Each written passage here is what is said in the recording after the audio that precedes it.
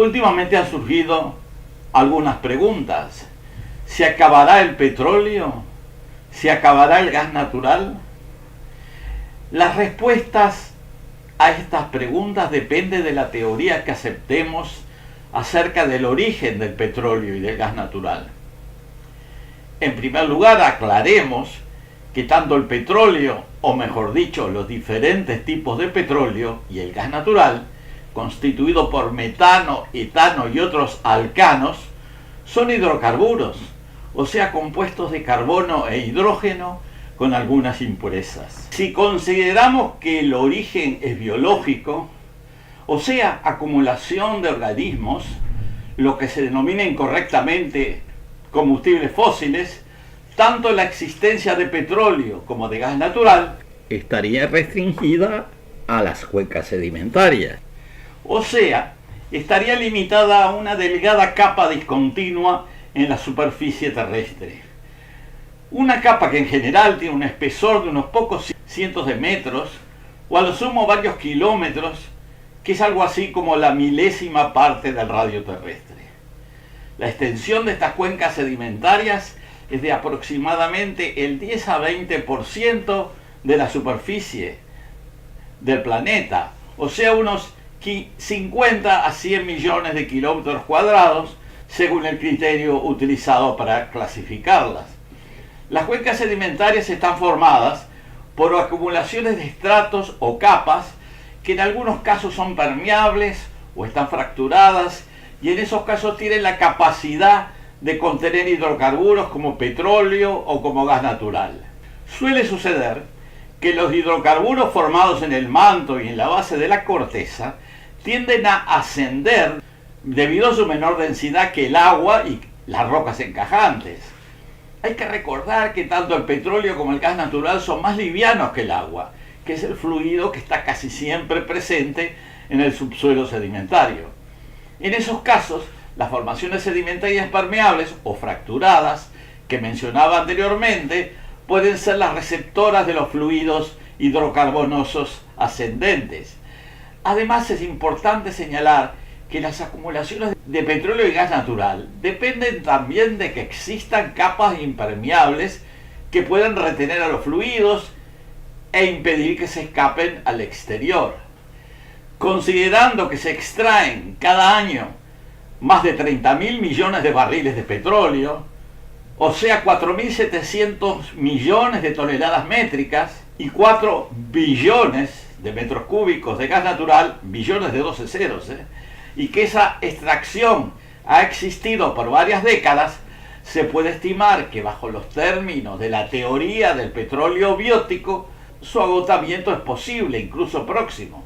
Aclaro que a esta conclusión se llega solamente si pensamos que el petróleo y el gas se forman y solo existen en las cuencas sedimentarias. Siempre de acuerdo a esta teoría biogénica y restrictiva, podemos pensar que si la extracción continúa con similar intensidad, los yacimientos existentes podrían agotarse en un futuro próximo, digamos algunos años o decenas de años.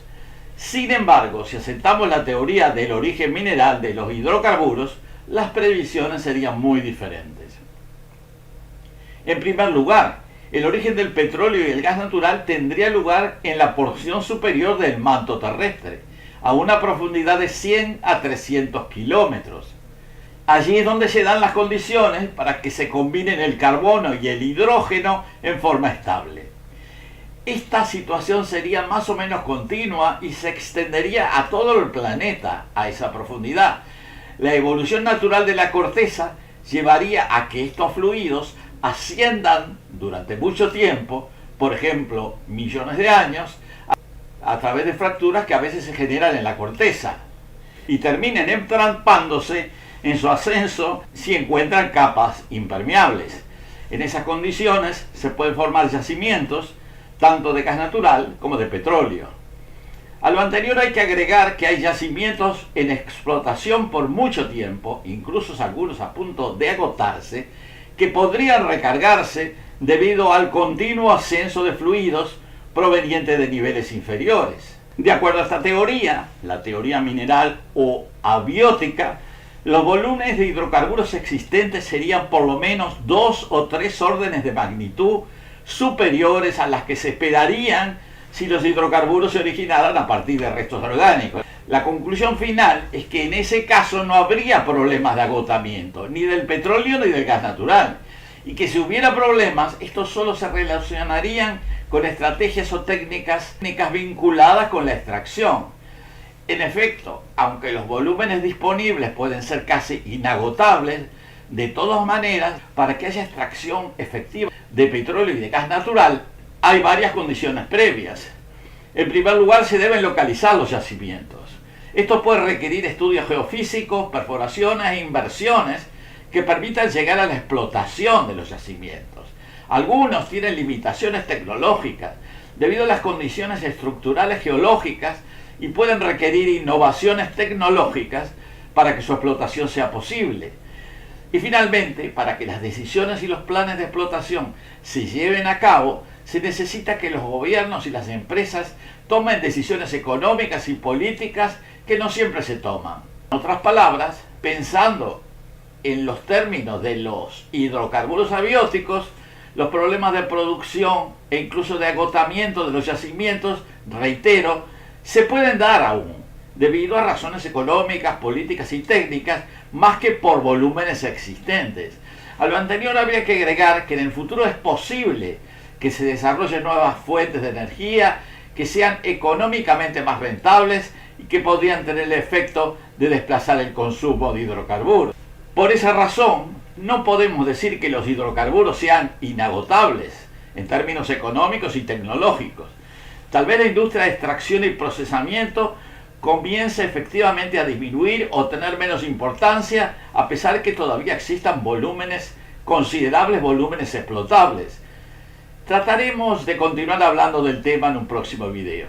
Agradecería que los amigos de la videoaudiencia puedan activar la campanita de la suscripción y el dedito de me gusta. Muchísimas gracias.